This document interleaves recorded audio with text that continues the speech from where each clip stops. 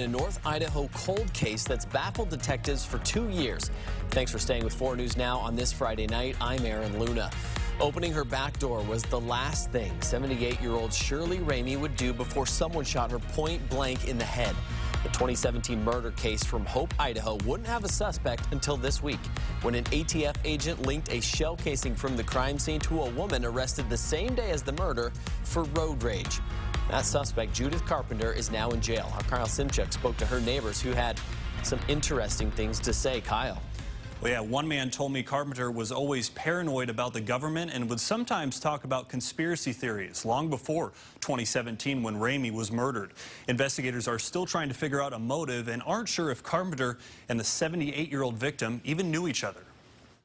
Neighbors along Elm Grove Court in Coeur d'Alene woke up to dozens of police cars and a SWAT team over their loudspeaker telling Judith Carpenter to come out with her hands in the air. Just very nice, very good person. Rod Graybell knew Carpenter for about 10 years and says she liked to kayak and spend time with her grandkids. She's been over to our house a few times. The Bonner County Sheriff's Office says the brutal murder of Shirley Ramey in 2017 was random. Shirley had been shot twice in the head while standing near her back door. The only clue detectives had were 9mm shell casings from the murder scene.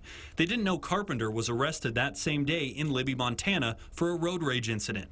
Lincoln County deputies recovered a 9mm handgun and a rifle from Carpenter's car. It sat in evidence for 2 years until an ATF agent looked into the case. If it wasn't for his tenaciousness and his interest in this case, we wouldn't be here today. Agent James Butler reached out to surrounding agencies asking if they had recovered a 9mm. Lincoln County said they did, and it turns out the rifle in Carpenter's car was stolen from Ramey's home.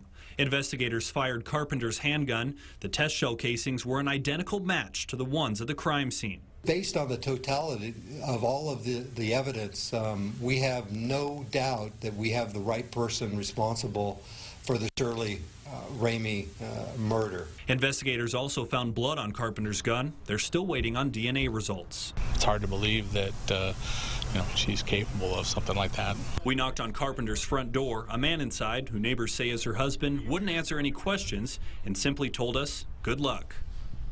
And Carpenter is being held in Bonner County on a $1 million bond. The sheriff's office says Shirley Ramey's family is relieved. Aaron.